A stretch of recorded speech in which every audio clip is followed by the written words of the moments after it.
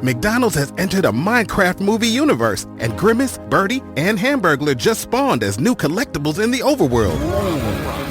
Now for a limited time, you can get one of 6 McDonald's collectibles when you order a Minecraft movie meal. Ooh. With your choice of Big Mac or 10-piece chicken McNuggets with spicy nether flame sauce. Available now in a biome near you. Oh, and at your local McDonald's. I participate in McDonald's for a limited time. A Minecraft movie only in theaters. Everyone deserves a chance in the driver's seat. For GM and Revolt, that means leading the way on the road to an all-electric future and envisioning a world with 0 crashes, 0 tailpipe emissions, and 0 congestion. GM's committed to making EVs accessible for everybody. That means you too. So what are you waiting for? GM's got the keys. You grab the wheel. Learn more about an all-electric future and the 000 initiative at gm.com.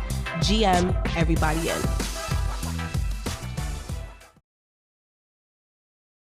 What's up, y'all? It's your boy David with Black Wealth Renaissance, and I'm here today to tell you guys about Anchor. If you haven't heard of Anchor, it's the best place to make a podcast. Anchor is a free app that has creation tools that allow you to record and edit your podcast straight from your phone. Anchor also distributes your podcast across all major platforms, including Apple Podcasts, Spotify, and many others. You can also make money on your podcast with Anchor with no minimum listenership. Anchor is everything you need to make a podcast in one place. So if you're looking to get started on your own podcast, download the free Anchor app or go to anchor.fm.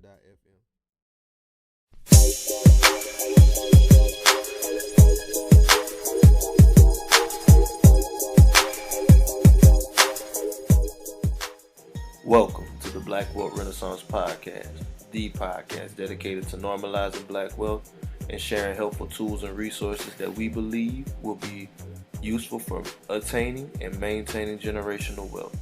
I am your host, David Bellard. What's good, everybody? Welcome to episode 7 of the Black Wealth Renaissance Podcast.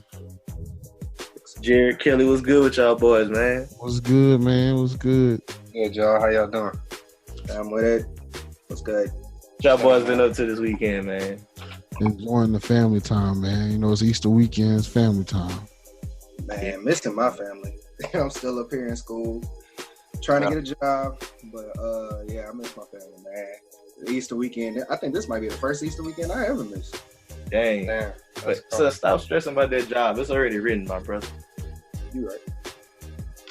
Written in stone. You got it. It's going to happen. It might not be where you want it. Yeah. Hey, at this point, I accepted that already. Things, hey, they just don't happen how they happen. True. Yes, sir. Yes, sir. Jalen, what about you, my brother? How you been, man? Man, it's been good, man. Allergies kicking my tail today, but other than that, been good. Chilling out. I feel you. Eating some crawfish, getting off food. Man, I don't know how y'all do all that work to eat them crawfish, son. It's too much. I'm craving crawfish. I want some so bad.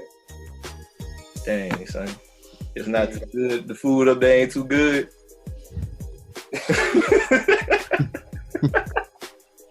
I'm going to just say I've been hungry for about 4 months to 5 months now. That's hard, bro. Wanted some of that good old down south home cooking. Man. I seen some greens in the can the other day in the grocery store. I almost cried. Damn, bro. That's hard. Hey, man, it's rough out here. See that? All right. So we're gonna move into like a little segment we kind of want to start into, called like what's on our timeline. Just kind of see what y'all been seeing on social media that's kind of like stood out to you and been impactful and stuff. One thing I saw that was pretty cool the other day. Somebody had compiled a list of like a lot of artists that they were saying we need to give their flowers while they're alive. Because, you know, since the whole Nipsey thing, a lot of people, or Nipsey's passing, I should say, a lot of people have been, you know, more talking about entrepreneurial things and ownership, because that's a lot of the stuff that he preached. But he's not the only one, you know what I'm saying? So they were saying like Rick Ross, Slim Thug, you know, Master P. A lot of rappers that are already like popular out there have similar or the same message, and we need to start like appreciating those people and giving them their flowers while they're alive. Yeah, that's pretty dope. It was definitely Killer Mike and Killer Mike too. Yeah, man, can't forget Killer Mike. David Banner. Yeah, David Banner. Can't forget David. I know that was one of the two guys in the picture. It's a lot though, man. Yeah, it really is. Like, it's kind of like that other one. That's like, there's a Nipsey in your hood that you're not supporting right now. Like, that's another one that's true. Like, whether we want to acknowledge it or not, one of the reasons Nipsey had so much effect on a lot of people is because he was famous. And that's just like, that's the fact of the matter. But there's somebody who isn't famous that's probably trying to do that in your hood right now. But you don't want to get them the support. Yeah. They also gotta prove themselves. Don't get me wrong, but like, they still need that support. Right. Definitely. I know y'all got something else going on. Y'all got a deal going on. Oh yeah. That's actually we just got off the phone with the guy. We after we done with the podcast, me and Jalen are gonna go to the house we had told Joe we got in the contract. We got a seller interested. I mean a buyer. Excuse me. He's interested. Dude I worked with last weekend through my job, so it's just like cool. He's into all the same type of stuff, and he's motivated. So y'all pray for us. Hopefully this goes well. Next week, good news. Hopefully. Yeah, might be that first wholesale deal coming up. That first deal. We've been hurting. The only thing I've seen on my timeline, I did want to talk about two things. Was the Chris Williams, about him getting he's the youngest African American to own a franchise. I think a Subway franchise out in Atlanta. They want to talk about him, and then I did want to talk about like how Beyonce flipped the bag. You know. Yeah, that was a good one. I do want to talk about that. How normal people get, they get paid maybe $3 million to do a show at Coachella or something, or just something similar to that. But she flipped it, and now she made it a documentary series, and also coming out with an album with it. So yeah. I mean, that's a whole bag in itself. That thing in the equity, son. Exactly. Equity position. Goddamn Beyonce. That's the big thing with ownership. Ownership is about equity. It's a mindset. You just want the equity. Right. And kind of going from there, that kind of touching to what we're going to talk about today. That's exactly what we want to talk about with y'all today. I like the way you Hey, we just find our way there.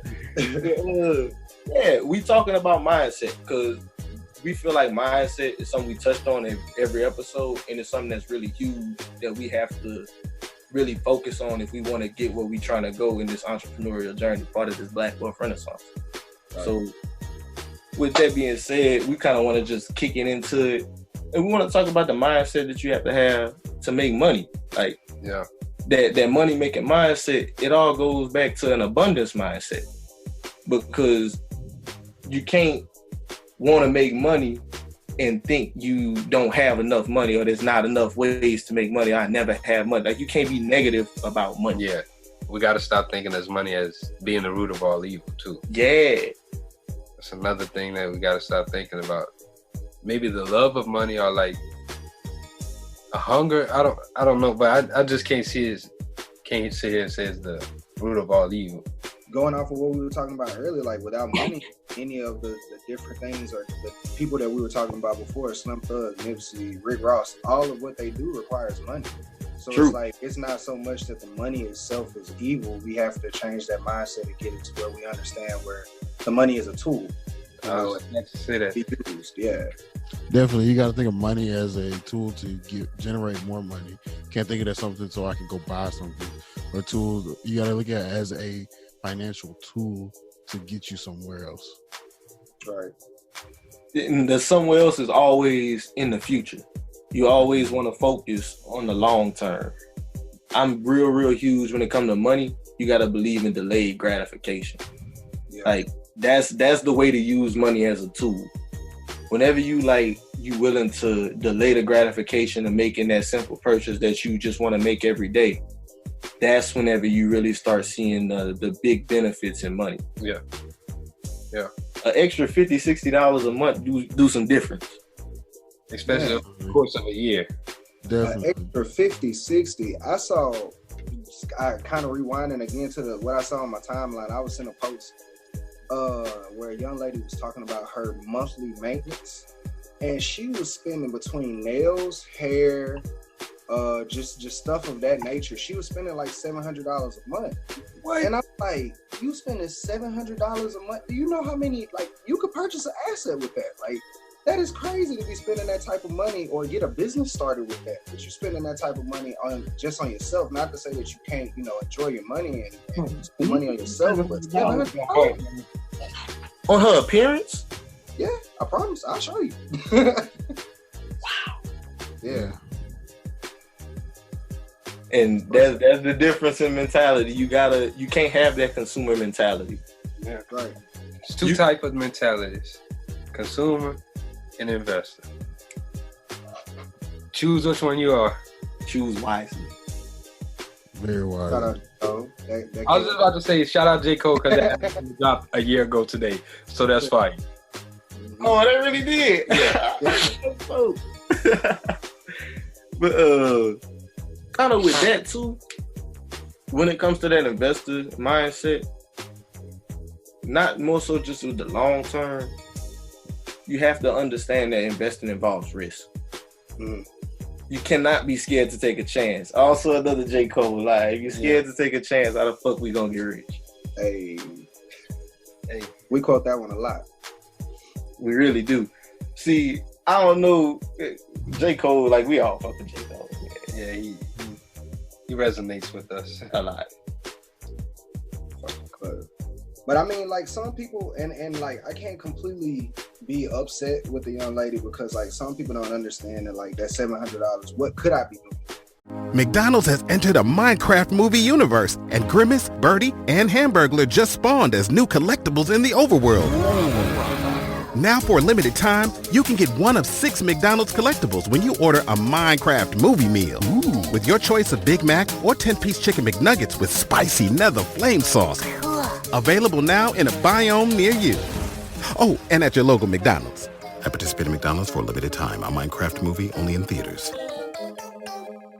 So like, and I think that's more like what we were, trying to get into today as far as like that money-making mindset, how do you get your money to start working for you, and what type of ways you can start to get your money to purchase things for you to where you won't have to be coming out of pocket for it completely. But first we have to talk about that mindset. You have to understand that your money is going to have to be the soldiers to go get the money for you, go get more money for you. It can't just be all you. You can't be the only asset that you have. You have to be able to allow your dollars, and I think that's where what David was saying comes into a lot of play with that delayed gratification. You have to be able to let the $700 that you have right now that you want to spend on your hair, your nails, all this other stuff. You have to be willing to put it into something that you might not see the fruits of your labor until like a year from now, 2 years from now, but you know that it's coming. Yeah. That's very true. Because I think one of the best things you can do, especially right now, if you don't know what you want to invest in, get you an IRA. It might take forever for you to actually see the benefits of it, but you're going to get benefits for it whenever you do decide to retire. And even before you retire, you could, like we talked about this on episode 3. Yeah, retirement episode. You can self-direct your IRA and then use that money later to invest in real estate. Like it's different ways that you can invest with IRAs, and just it's ways with delayed gratification. Like I said, that extra $50, $60 a month can go a long way. A long way. Definitely. I like how you're talking about making your money work for you versus having like working for your money. Like there's a difference between earned income and passive income. There's two different types of income you have. Earned income, obviously, that's where you work for your money. You put your hard-earned time, that sweat equity, that's where you get that from. And your passive income, that's where you make money while you're sleeping. That's like that. that's nice that money man. that's gonna come in every time. And that's whenever you have your money working for you. That mailbox. When you able to wake up and see that you got more money in your bank account while you were asleep, that's the best feeling ever. You ain't did nothing. You just woke up, looked at your phone and said, damn. I made $130 while I was sleeping. But you know what though? I can't even say you did nothing. You planted that seed and now you just reaping the fruit. Yeah. And a lot of the times it's the work that you got to do on the front end, and then it start coming in. So sometimes, like like David said, that delayed gratification. You might have to put in that work on the front end. You, like he said, save that money, then you invest $1,000, $1,500. But once that money start coming in and you start getting your return on investment, you're gonna be like, oh, this is pretty nice. I wish I'd have been done this. Like, I wish I'd have been thought about this. And then once you unlock that, it's just so many more factors that can come into play. And like, from reading, I've always heard like the hardest part is making your first major investment, like your first major capital. Once you learn how to make your money make money for you, the sky's the limit. I also want to go back to talking about the risk. One thing I did hear about recently, and it resonated with me, was if you feel comfortable making that investment, you're not taking enough risk. Ooh. You gotta feel a little uneasy about it. You gotta have a little bit more risk in it, so where you're not 100% comfortable, but you feel like maybe it might be a good investment, but you're not 100% sure. That's when you're taking a little of a risk in it. And don't take the risk thing like a bad thing. It's okay to fail, because the failure, look at failures just as a way to correct something. Well, you know what? Look, I'm not going to invest in that no more. I'm not going to invest it the way I did before. Just correct the way you did it. And with like mentioning risk, failure with risk is not always 100% necessary. Like, don't get me wrong, you're gonna have to bump your head a few times, but you also got to understand that whenever you taking risks, you have to manage them risks. Like, you have to take those risks and make sure that you're making a wise investment. You have to understand, like, whenever you go into an investment, you want to really try your best to understand what you're investing into. Like, how much money is it actually gonna make?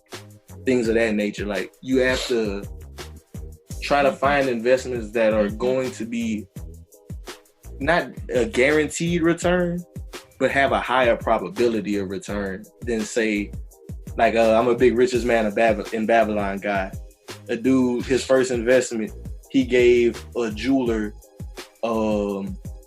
like all his life savings to go build a house in a house builder to go buy jewels in a foreign country. And when he came back, he lost all his money because they gave him fake jewels. Don't make those type of decisions. Like, don't believe the hype. Don't just run with whatever anyone tells you. You have to go and do that due diligence yourself and make sure you're managing the risk. Yeah. And when we say managing the risk and educating yourself about how you're investing, it doesn't always have to be, doing it by trial by fire. You can go and you can read. There are a lot of free resources that are out there.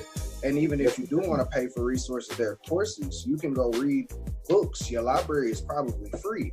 The internet, people tell folks all the time, it's free. YouTube, you can go on a lot of these different resources and find people that are already doing what you're talking about doing.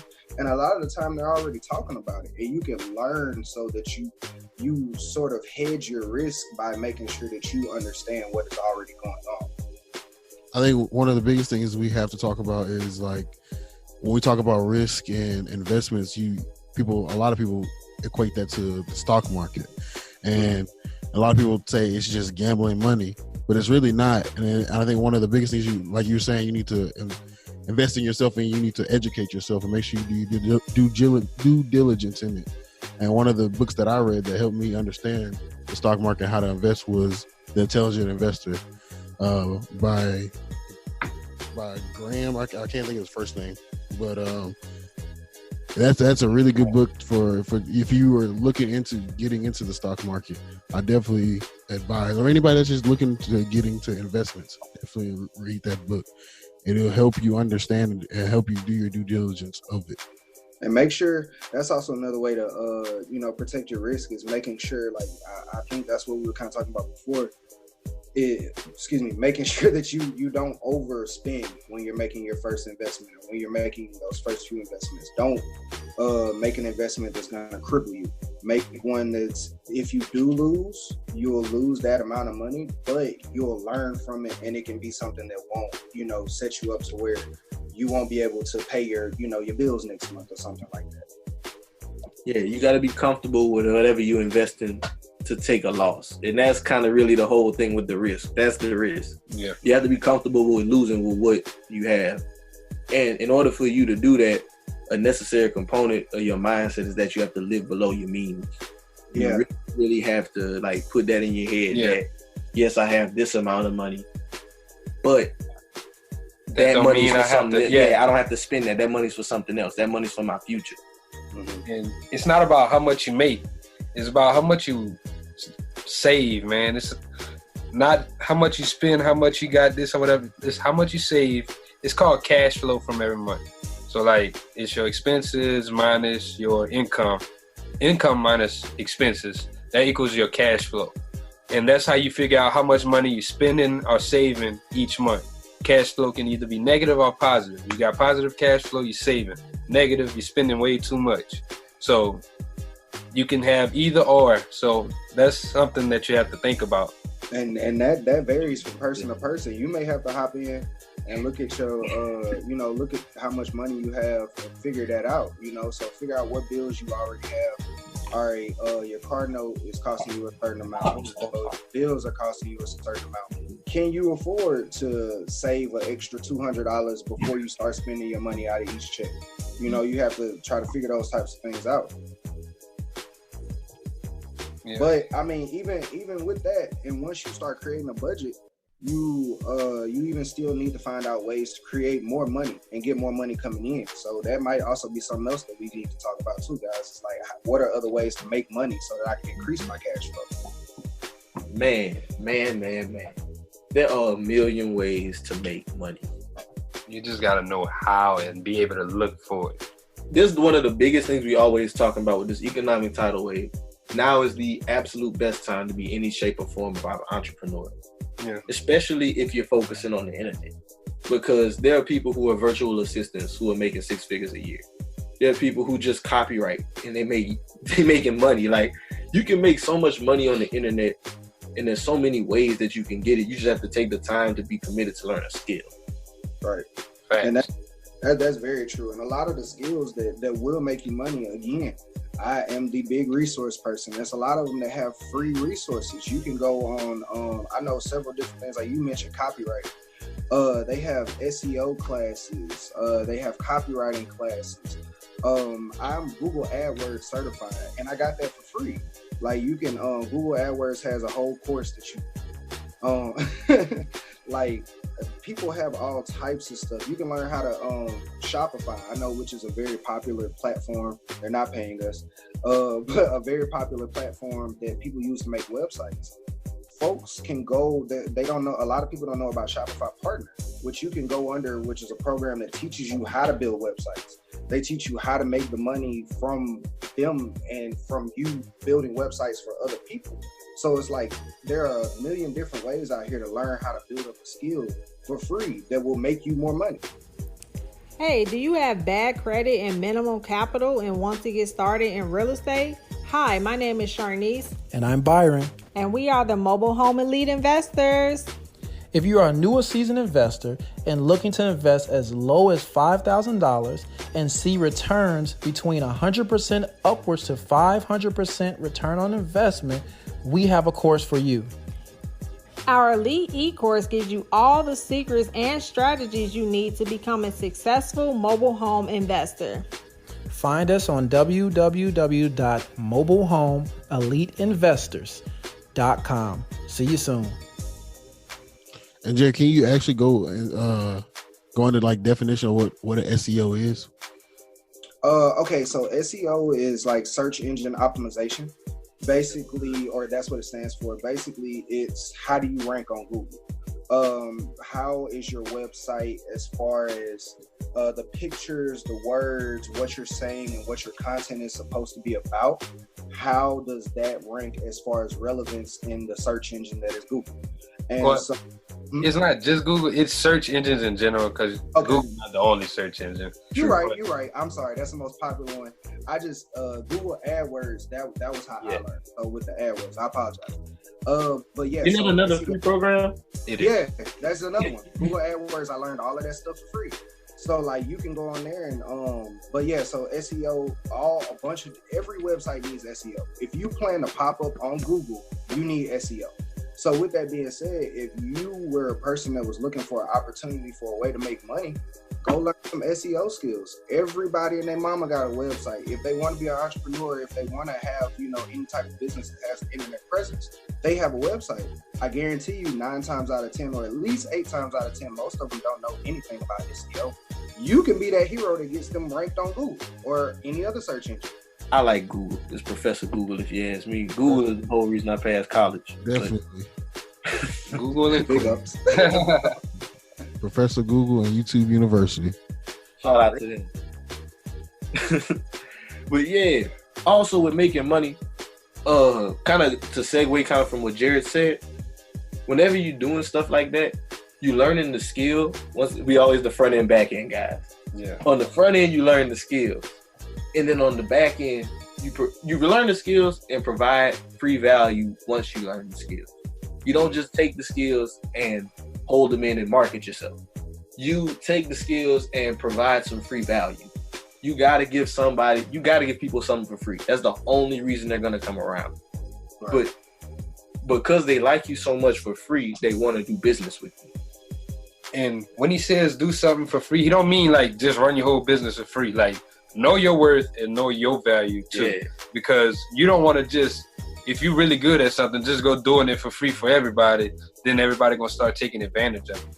But whenever he mean like build value, if you are like into search engine optimization, you could probably go on different folks who have like Instagram accounts or who have websites and say, hey, I can show you how to get this. I can show you how to get to this next level. Here's some examples I can give you. Now let me put the work in and let me show you how to get to that next level. And then even switching up a craft, I saw something else on just on Twitter the other day that I thought was pretty cool. This guy, I think he was showing a house or something like that, but he said randomly this photographer just popped up and he offered to take all the pictures for him, took pictures for him, did a video for him, all this different stuff. He provided that free value, and it was he didn't have to pay him or anything, but via that, now the guy says, oh yeah, I'm booking that kid to do everything for me. So now for him doing one free photo shoot, showing him how I can do, what are my skills? Now he wants him to pay. He wants to pay him to do everything else. So it's like that. I think that's another good example of how you can provide free value for somebody that won't per se hurt you, but can definitely propel your business to the next level. Yeah. Definitely. I think also after you provide that free value, you start getting business rolling. You start how you can manage your intellectual property. So maybe it's learning SEO. So now you know the ins and outs of SEO. So you create a book. So now you start selling, or you maybe even giving it away for free, like I'm still with the free value to start another business. But that's your intellectual property. You have the rights to that, and that generates income without you having to do any work. Usually the front end work of it. Yeah. The NBA playoffs are here, and I'm getting my bets in on FanDuel. Talk to me, Chuck GPT. What do you know? All sorts of interesting stuff, even Charles Barkley's greatest fear. Hey, nobody needs to know that. New customers bet $5 to get $250 in bonus bets if you win. FanDuel, America's #1 sportsbook. 21 plus and present in Virginia. Must be first online real money wager. $5 deposit required. Bonus issued as non-withdrawable bonus bets that expires 7 days after receipt. Restrictions apply. See full terms at FanDuel.com/sportsbook. Gambling problem? Call 1-800-GAMBLER.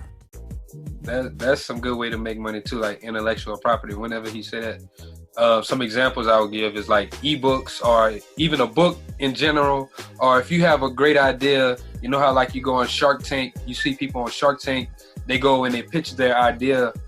They're getting royalties from pitching that idea. That's their intellectual property. They thought of that. So if you even come up with a concept, got a great concept, you don't know how to get it working or whatever, first thing I would say is patent it so you know it's yours, so people can't take it from you. Then I would go out and try to find someone who could help me bring this to fruition. That patenting stuff, that's a major thing. We have an unfortunate example of something happened to one of our followers. He promoted on the page the weed ring guy. I had asked him because I looked at it and I was like, man, this is really genius, bro. Like, not everybody will want it, but people would buy that. Like, it's a pretty cool little invention. And I asked him if he patented it, and he didn't. And Raw made their own. Yeah. The Kush rings. Yeah. Dang. I hate that. So you gotta know how to protect yourself too, especially when it comes to stuff like that, like intellectual property. You gotta know how to protect yourself. Yeah, that may have to be another topic we hop on another time too, and kind of go over how to protect yourself. Yeah. But from there, like with the protecting yourself, it all comes back to another thing that we really want to get into. It's about keeping your money. Jayla had mentioned it earlier. It's not about how much you make, it's about how much you keep. So we want to get into ways to save money again. Just to kind of reiterate to y'all that budgeting is necessary. Yeah. Like it's a necessary component of that. Budgeting is not a restriction upon you. It provides you the freedom to do what you want to do. That's the mentality you kind of have to have on that. Yeah, I actually heard a quote from a musician. He was like, I have freedom because I have discipline. That discipline that I instill in myself allows me to have freedom. That discipline is like on the front end where I'm saying, I'm not going to spend this money. But then a year from now, I'm in Bora Bora on the beach in a I forgot what they call, man, the little houses, the huts on the water though. Like it's because I was able to sacrifice on the front end and have that discipline. Now I have the freedom to go do whatever I want to do. That's something I always think about. That discipline can take you a long way. Definitely. I think one of the biggest things is when you're keeping money, you got to know that especially when you're starting your business, you need to reinvest right back in it. It's not taking the money out as soon as you get it and I want to buy that new car that I always wanted. You know, I want to keep reinvesting it. Reinvest and grow your business first. You know, there's a lot of people that are millionaires and billionaires that grew their business. They didn't take their first check till they grew about 5 years from now from their business. You know, you got to think about that. These guys were reinvesting and reinvesting. That's how they actually grew to be that big. Yeah, I learned that via shout out Erica Classy Climb. You know, people trying to cash out Big Willie style. That's what she call it. Yeah, like cash out Big Willie style. Yeah, man, you got to make sure when you're making those first few profits that you reinvest in the business and that you're making sure that you're budgeting for growth. You know, because the thing is if you don't put more money back into the business and make sure that you budget so that you can grow and so that you have money for, advertising and different things that you may need, then your business will continue to suffer, or it'll start to become a burden on you because you'll be taking money out of your own personal funds to make the business grow when the business should, after a certain point, start to self-sustain itself. And I kind of broke that down to a friend of mine as an example of like having a baby. So it's like when you have a baby and it's 1 to 6 years old, you can't have the baby out here, or 5 years old, you can't have the baby out here trying to wash dishes and stuff like that. You got to keep taking care of that baby. You got to keep putting into that baby. Your business has to be your baby, and then once it's 18 and full grown and walking around, then it's gonna take care of you. But it's like you have to get it going first. You have to take care and put a lot into it first. Oh, I like that analogy, bro. That was like your business has to be your baby. Yeah. Gotta treat the business as the baby. And another thing with like how to keep your money would be one, setting up like a savings account. And it's from Richest Man in Babylon. It's actually a principle. It's called the 70-20-10 principle, where you live off of 70% of your income. That's like your means, that's your living, that's your bills, all of that. And then you have 20% where you pay your debts, which are your credit cards or whatever you owe to somebody. And then you have 10% that you save no matter what. You're going to treat it as a bill too. You make $1,000 every check. You save $100 every time you get paid. You take $200. You pay your credit cards, whatever debts you have that you owe on it. You pay those down, and then the rest of that 70%, that's what you actually sustain yourself with. That's how you're gonna get around. That's how you're gonna make it through. And that type of budgeting can take you pretty far, because now you're putting money aside. You're putting a little rainy day money. If you're doing your 20% right, your debts should slowly start to decrease. And then it's something called a snowball effect, where once you pay down one of the debts, you take that money and then you start to double it and you pay down another debt. And then you just keep on paying it down to where you eventually become debt free. And now, instead of having to use that 20% on a debt, that becomes 90%. You can either save the 20 or you can add that to your spending. And I think that's like really big, especially when it comes to like people first starting to try to invest or first starting to get their business going. Because a lot of people, especially I see this on the page all the time, they'll comment, how am I supposed to be able to afford that? Or where am I going to get this money from? The first place you need to check that's probably taking your money is your debts. So like if you can start to figure out how am I going to budget to where I can start knocking out some of these liabilities that are eating up the majority of my check before I even see it, then you can start to realize more of your check and you can have more to save, more to invest, more to do with. Exactly. I think that's something that we posted on the page recently this week about how if you can't manage $10,000, how you can think you're going to manage $100,000. You got to have a budget somewhere to figure out where your money's going. You got to learn how to manage it first before you can get upscale it and get more. Yeah.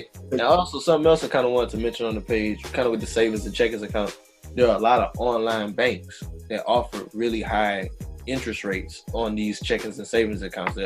So those are some, we put it on the page earlier in the week. There's something else to look into for people. Like they have minimums and stuff and requirements, but if you want to get a bigger return on, say, your check every month, you can put it in a credit union that's online and get like a 4.25% return. Yeah. Like a $500 deposit every month and using your checking account 10 times.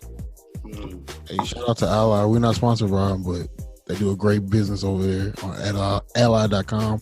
I use them. They have a high interest checking account for you looking in for that. But like 2.5 something? I think it went up to 2.75, I believe. See, yeah. I actually had a dude that did my taxes. He asked me, he was like, man, how are you getting so much money back on your savings account? So, man, you need to open an account with Ally. You get these high interest accounts. He said, man, I'm using Chase. They don't only give me maybe 1%. Chase isn't giving you 1%, bro. They're giving you fractions of a percent. Fractions. They're giving you like most major banks are going to give less than 1%. But I know, another way that I had heard about as far as saving money and how to keep my money would be, I think, Kelly, you were telling me about it with Dave Ramsey about like separating accounts and like even with the example he did with the envelopes and stuff like that. Yeah, Can definitely. you kind of like give him an example with that too? So I have separated accounts. So I have 2 savings accounts. I have one savings account for investing. I have one savings account for basically my emergency fund.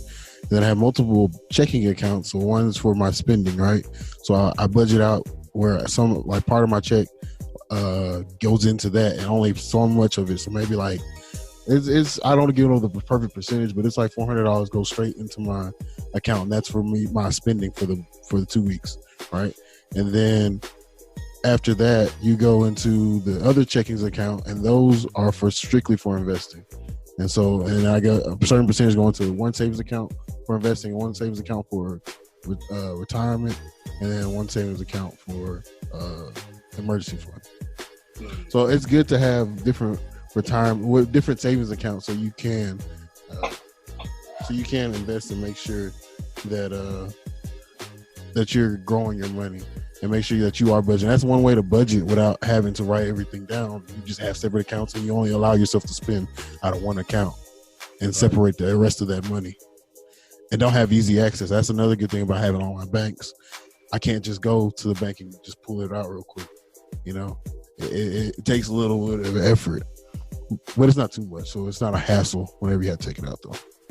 And kind of from there, I kind of want to go into what's kind of funding that at the time being, because like thinking about us where we are in our journey right now, we all are either in a 9-to-5 or searching for a 9-to-5, and we are using that income to furnish those things. And that's one thing I really wanted to get in on, was how you have to let your business grow using the funds from your business, like Kelly had mentioned earlier.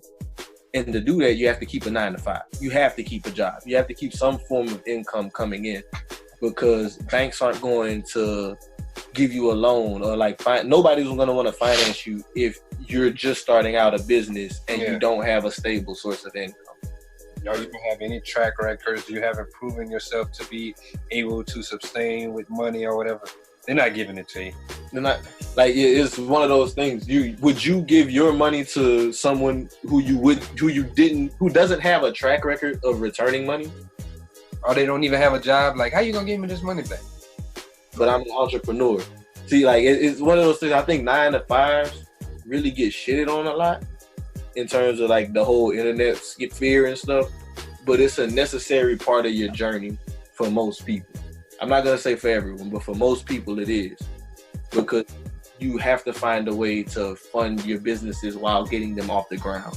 And I'd say dang near, in my opinion, almost everybody. Because I look at somebody like House Buying Brian, who I've been following for a little while, and like I think he had been wholesaling, I know, for 2+ years, 2-3+ years, and he was making really good money off of it, and just retired. Like just stopped going to his 9 to 5, and he was making great money off of wholesaling. So if he is making wholesale money, and he's speaking at events and stuff like that, and he's still working his 9 to 5, what makes you think just because your business generated $500 last month that you need to quit? No, you still need that 9 to 5 so that you can get it up to a better point to where it can produce even more money. Like I said, you don't want to be that parent that got your 7-year-old out here trying to do all the work for you. Like, you need to keep putting in and let that child grow. Hey, also shout out to O'Neal, man. O'Neal's another dude, a testament to that. Neil got a 9 to 5, go to his 9 to 5 and does this real estate thing for real. Yeah. My dude 25 with plus 25 properties. So like, just think about that. And still go to a job. And still go to his job. Message. It's a grind, man. It's definitely a grind. Nobody said it was gonna be easy though. But the payoff will be worth it. Once you get your business up to a point where it's sustaining itself, you're not having to put any more money into it, and it's generating enough income to where you can take money out of it and it's not hurting the business, then you're winning. Now you back to that point that we was talking about earlier in the episode where you just rolling over looking at your phone in the morning like, oh dang, I didn't even know, where did that 1,000 come from? Where did that 3,000 come from? I did want to mention this last little bit, especially I think all of us can relate to how Black Wealth Renaissance is really, really early in its stages, and how what motivates us is how we know it's going to be bigger in the future. Yeah, that's what's motivating us is it's early in the stages and it's providing great. It's doing great for itself right now, but we're excited for what's going to happen in the future and how it's growing. And that's what you need to focus on, not necessarily what's going on right now. You may not be making any money right now, but think about what you're going to be doing in the future. These are just a foundation for you so you can build your house. Only as strong as the foundation you're building on. Yep, sure is. And that's why it's so important to have that long-term mentality. Well, everybody, we're going to go ahead and wrap up episode 6 of the podcast. Oh, man, episode 7 of the podcast. So I apologize. Well, yeah, man, Jaylen and I actually got to get rolling. We got to go to the seller meeting. Yeah, so we're about to have to head out, guys. But always, y'all, check out the merch shop. You see, we got our merch on, me and Jaylen, Cash Flow shirt, Renaissance tee. Show them the tag on the back.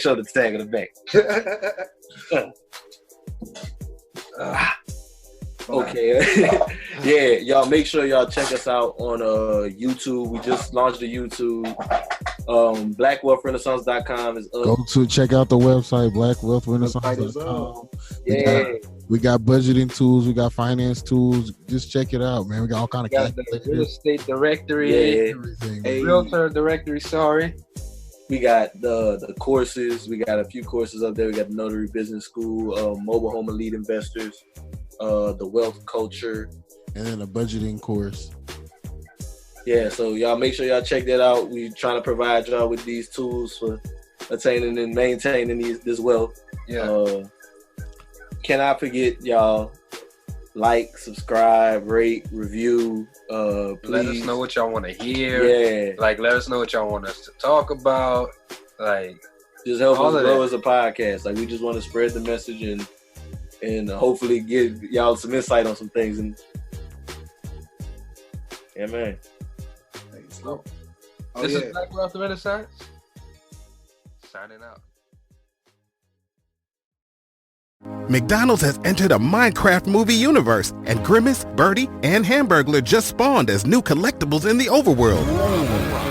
Now for a limited time, you can get one of 6 McDonald's collectibles when you order a Minecraft movie meal. Ooh. With your choice of Big Mac or 10-piece chicken McNuggets with spicy nether flame sauce.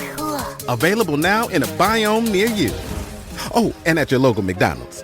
At participating McDonald's for a limited time. A Minecraft movie only in theaters.